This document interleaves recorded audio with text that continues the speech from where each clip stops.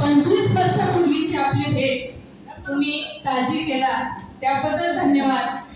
आणि खरंच आम्हालाही वाटतं 25 वर्षापूर्वीचे होतं तेच तुमचे छोटे छोटे छोटे चेहरे आणि आज मोठे मोठे नागरिक. तुमची उंची ज्ञानानं सन्मानानं आमच्यापेक्षा जास्त झाली.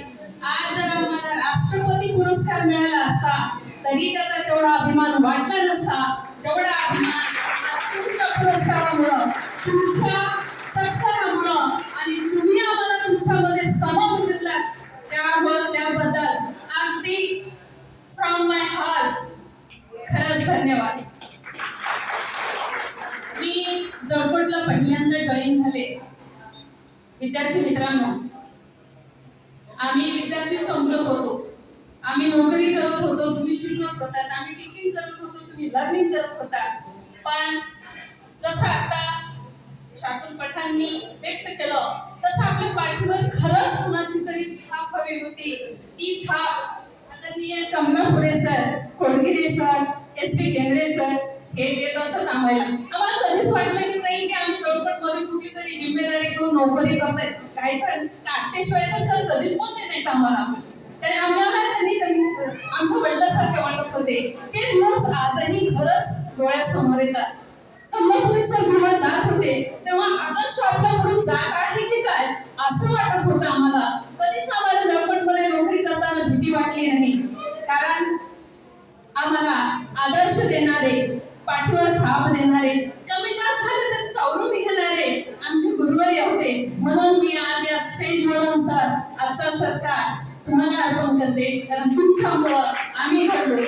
आमची जी जीवनाची सुरुवात झाली विद्यार्थी मित्रांनो, खरी सुरुवात आपण जेव्हा पदार्पण एखाद्या व्यवहारात करतो, व्यवसायात करतो, नोकरीत करतो, तिथली सुरुवात जी आहे ती सुरुवात कशी झाली त्यावर तुमचं भविष्य डिपेंड असतं. तुम्हाला ती सुरुवात जर चांगली झाली तर तुमचा मार्ग पुढे चुकणार नाही हे निश्चित आहे. आणि ती सुरुवात मला जळकोटनं दिली म्हणून मला जळकोटचा खूप अभिमान आहे.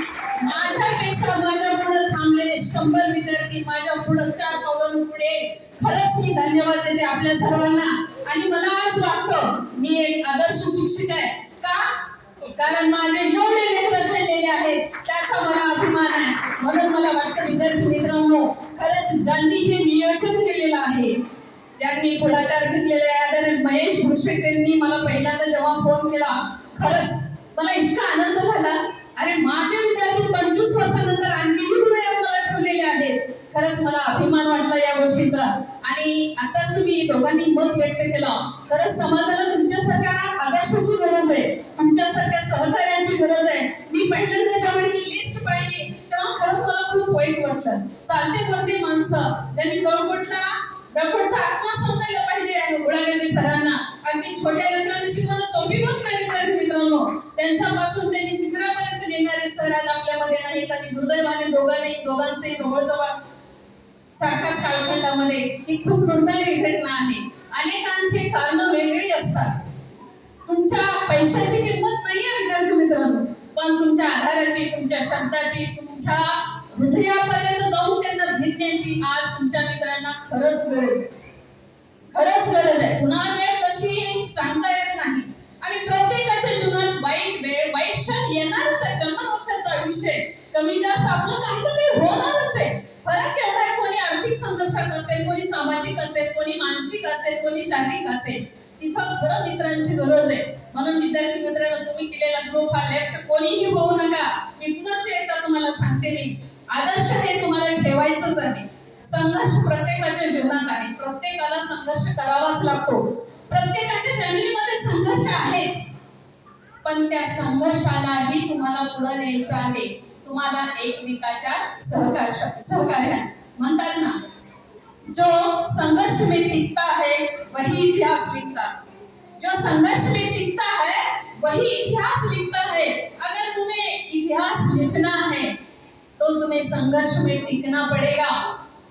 और सबके साथ विकास हा एकट्यानं कधी होत नाही विद्यार्थी मित्रांनो. विकास होण्यासाठी एक टीम पाहिजे. मी एकटा शाना हे कधीच समाजासाठी सार्थक नाहीये.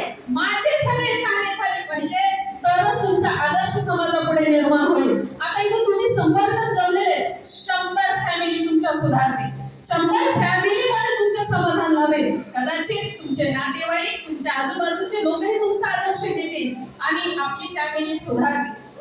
आदर्श हे पाऊल तुमच्या पुढच्या पिढीसाठी सुद्धा आदर्श ठरू शकतं.